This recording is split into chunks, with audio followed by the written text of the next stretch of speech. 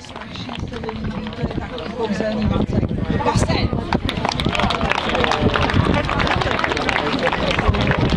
Ostatní poděkujeme dneskem, jsou to rovněž trápení psy.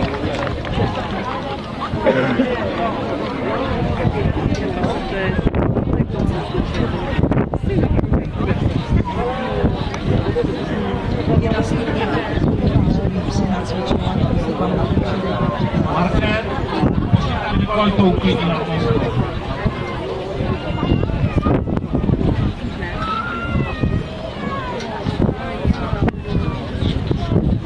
Já jsem své světlá v České republice viděla v roce 1969. Přivedla to Stásika Křižová, která chovala také kontry. A my jsme říkali to zvíře, si snad ani pořád nemůže lítat. A ona řekla, podívejte se, ona chovala a vyskočil na normální. A ten pes zvedl takový plakát, prostředku švetu, udělal takovýhle oblouk odrazu. To byl první zase, kterého jsem dala. Čekám, že všechno vlastně budou stát. Takže ten Sharpei a Basen, to je trojice nejlepších dorostenců. Poté patří je rozhodčí, která je vybrala.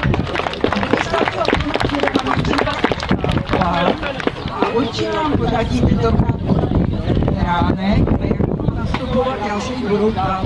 Jsou starší. Irský doktorát, 8 let, afgánský krv, 11 let, Dane Korzo, za měsíc 11, australský ovčák, 8,5, Koc 8, Bloodhound 9,5, německý krávky 8, bílý švýcarský ovčák 8, bude 8 labotěnka, jamut 8 let, 11 let, Čila 9, jezečka 9, další čilava 11, 9 šit, 8 velškorny.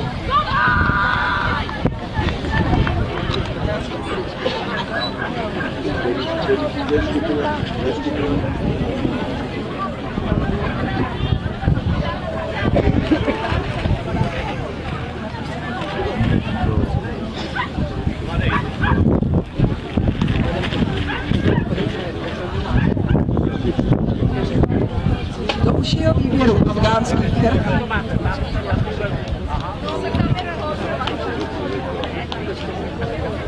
do užšího výběru Bloodhound,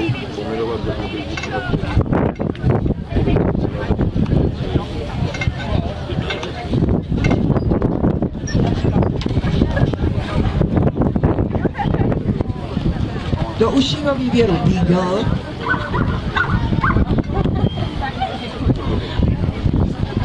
do užšího výběru čínských ochotů,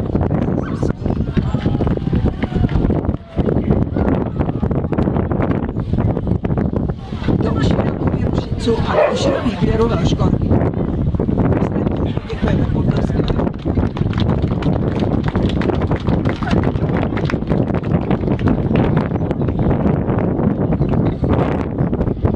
A já vám ještě jednou představím plemena, jak jsou v užším výběru. Afgánský krv, Bloodhound, Beagle, čínský chocholatý pes, nesecký šicu a velškorny.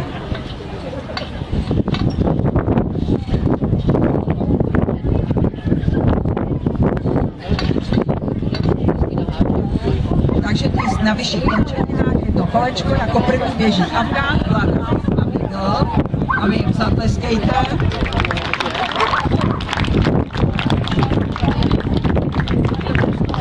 A malý kolečko si udělají čínský chocholatý pes, šicu a velškorny.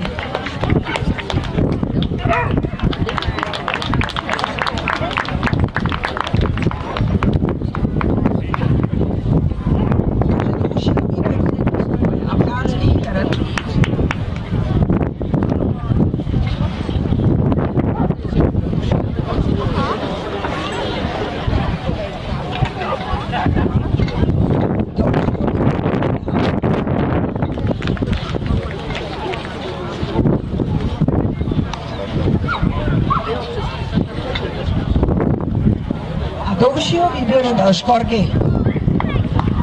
S výběrem šitů.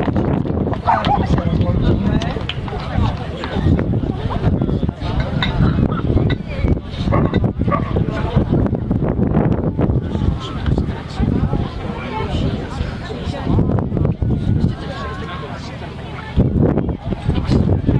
Třetí místo dál.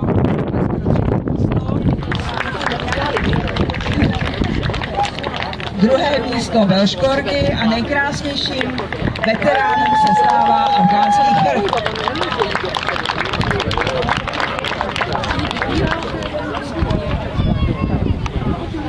A po veteránu přijdou na řadu mládí a bude se vybírat nejlepší mladí jedinec výstavy. To znamená, že do soutěže postupují psi, kteří získali ocenění na vítězství mladých.